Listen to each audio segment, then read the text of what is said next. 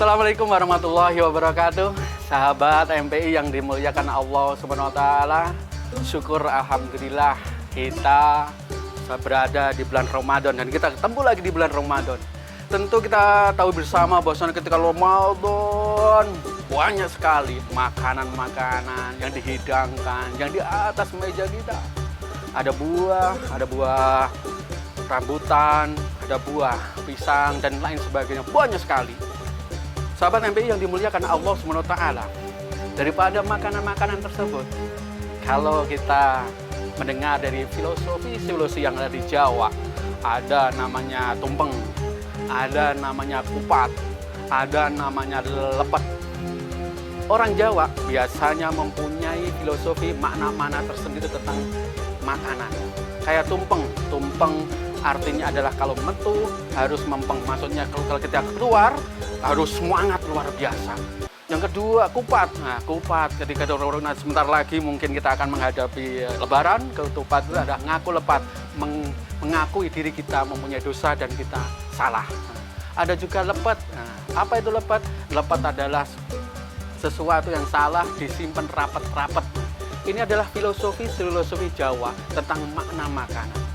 Bagaimana dengan Islam? Islam sangat mengajarkan sekali tentang makanan. Karena dari makanan ada dampak-dampak terhadap perilaku manusia. Minimal ada 3 dampak terhadap manusia daripada makanan-makanan yang kita makan. Di dalam surat Abasa ayat 24 Allah menerangkan bahwasannya fal yanzuril insanu ila ta'am. Maka perhatikanlah kepada hai manusia apa yang engkau makan. Di sini Allah Subhanahu wa taala mengajak kita berpikir tentang makanan, tentang yang kita makan, tentang yang kita hidangkan juga. Ternyata dari ayat tersebut 3 dampak terhadap manusia daripada makanan. Yang pertama, dampaknya terhadap perilaku manusia. Ya mari kita lihat, coba kita melihat bagaimana binatang-binatang yang diharamkan oleh Allah Subhanahu wa taala dan juga binatang-binatang yang dihalalkan oleh Allah Subhanahu wa taala. Kenapa Allah Subhanahu wa taala mengharamkan singa, mengharamkan anjing dan mengharamkan dan sebagainya, mereka yang buas-buas tersebut. Dan kenapa Allah Subhanahu wa taala menghalalkan kambing, menghalalkan sapi, domba dan sebagainya?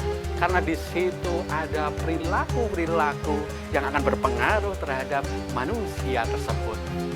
Contohnya sederhana, ketika Allah Subhanahu wa taala menghalalkan itu singa, itu anjing dan sebagainya.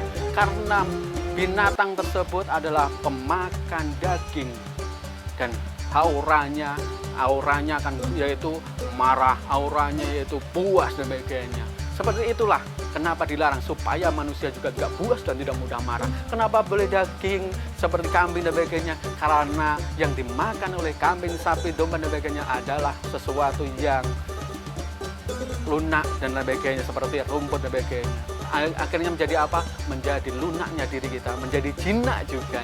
Inilah dampak makanan terhadap perilaku manusia tersebut.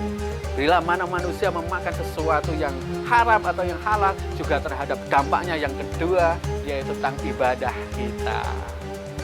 Sahabat MPI yang dimuliakan Allah Subhanahu wa taala, dampak yang kedua ini terhadap bagaimana ibadah kita, makanan yang halal maupun yang haram. Kita tahu bersama bahwanya setan akan merasuk terhadap diri manusia melalui salah satunya daripada makanan. Ketika makan itu haram, maka senang sekali setan akan masuk terhadap diri manusia. Sehingga berdampaknya terhadap perilaku manusia juga menjadi seperti setan. Dan juga dalam ibadah. Ketika ibadah akan mempersulit diri kita, mempersulit terkabulnya doa-doa kita. Rasulullah SAW pernah menceritakan suatu kisah, bahwasanya ada kisah seorang yang rambutnya kumal, bajunya kotor, dan sedangkan ia mabuk, sedangkan ia makan makanan yang haram, ia mulai dari mendapatkan hartanya dari yang tidak halal dan sebagainya. Maka Rasulullah berpikir dalam hati, bagaimana ketika orang tersebut berdoa, ya Tuhanku, ya Tuhanku, ya Tuhanku, kabulkanlah segala permintaanku. Apa terdetik di Rasulullah SAW? Rasulullah SAW terdetik dalam hatinya dan menerangkan kepada sahabatnya, bagaimana orang tersebut dikabulkan oleh Allah Subhanahu wa taala, padahal yang dimakan adalah makanan yang haram. Sahabat MPI yang dimuliakan Allah Subhanahu wa taala, dampak yang ketiga. Apa dampak ketiga makanan yang kita makan? Yaitu terhadap generasi. Generasi kita, anak-anak kita, anak-anak cucu kita dan sebagainya. Ini dampaknya terhadap mereka. Tidak hanya berdampak terhadap diri kita berdiri sebagai manusia, sebagai orang tua, dampaknya akan sampai kepada generasi-generasi yang kita terus-seterusnya. Maka kalau kita lihat beberapa, ada suatu kisah anak-anaknya mungkin ada cacat fisik, anaknya mungkin cacat mental dan sebagainya, mungkin dari hal makanan dari orang tuanya yang dikasih kepada anaknya yang tidak halal ataupun sesuatu yang diperoleh di jalan yang haram. Oleh karena itu, sahabatku MPI yang dimuliakan Allah Subhanahu wa taala, disinilah di Ramadan inilah kita menfilter diri kita masing-masing semuanya, menfilter makanan kita yang kita makan supaya kita mendapatkan makanan yang halalan thayyiban.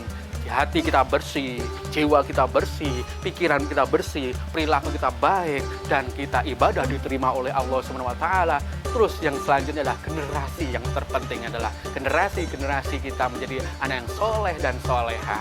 Oleh karena itu, yuk bersama-sama mengajak sahabat MPI semuanya, yuk kita pilih makanan yang haram. Kita pilih makanan dari hal-hal yang kita dapatkan yang dari yang halal. Itu berpengaruh terhadap diri kita semuanya. Oleh karena itu, mari kita bersama-sama, semoga kita selalu diridhoi oleh Allah Subhanahu wa taala, kita dibersihkan oleh Allah Subhanahu wa taala daripada makanan-makanan yang haram, dari hal yang memperoleh dana kita, harta-harta kita yang haram, dan kita menjadi bersih di dunia dan akhirat. Terima kasih atas perhatian, mohon maaf segala kurangan. Assalamualaikum warahmatullahi wabarakatuh.